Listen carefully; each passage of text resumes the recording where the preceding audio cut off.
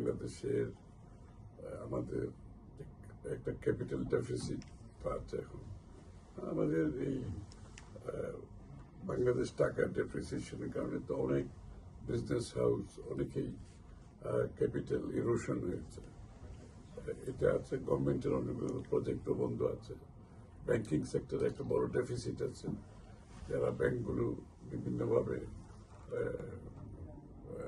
তাদের capital adequacy প্রশ্নবিদ্ধ হয়েছে।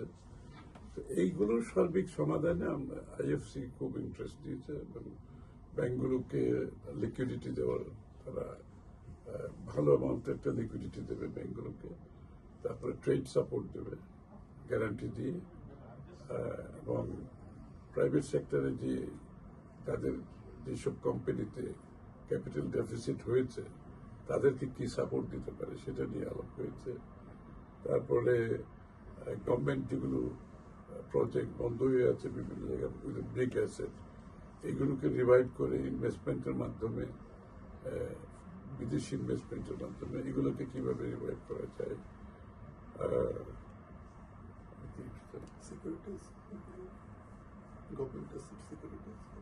সিকিউরিটাইজেশন অফ দ্য গভর্নমেন্ট অ্যাসেট, গভর্নমেন্টের যে অ্যাসেটগুলো আছে, অনেকগুলো অ্যাসেট, যেমন যমুনা ব্রিজ, সব বড় বড় ব্রিজ, এগুলো সিকিউরিটাইজেশন করলে যেটা হবে এই টাকাটা ফ্রি আপ হয়ে যাবে, তখন আমরা ফার্দার ইনভেস্টমেন্ট করতে পারবো। তো কন্টিনিউয়াসলি গভর্নমেন্টকে প্রত্যেক প্রজেক্টের জন্য টাকা যাতে দিতে না হয়, this is one way of doing it. So ওখানেও তারা কাজ করার জন্য রাজি হয়েছে। আর প্রাইভেট সেক্টর সাপোর্ট তো বললাম।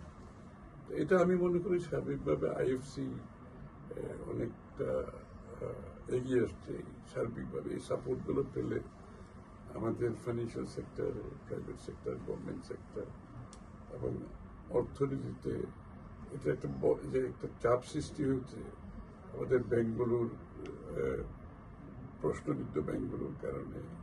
তারপরে অনেকগুলো বিজনেস হাউসেস ক্যাপিটাল ডেপ্রিসিয়েশন হয়েছে আন্দোলনের কারণে, তারপর টাকা ডেপ্রিসিয়েশনের কারণে। এগুলো সাপোর্ট সবকিছু মিলিয়ে আইএফসি সাপোর্টটা খুব বেশি গুরুত্বপূর্ণ আমরা মনে করি, এবং তারা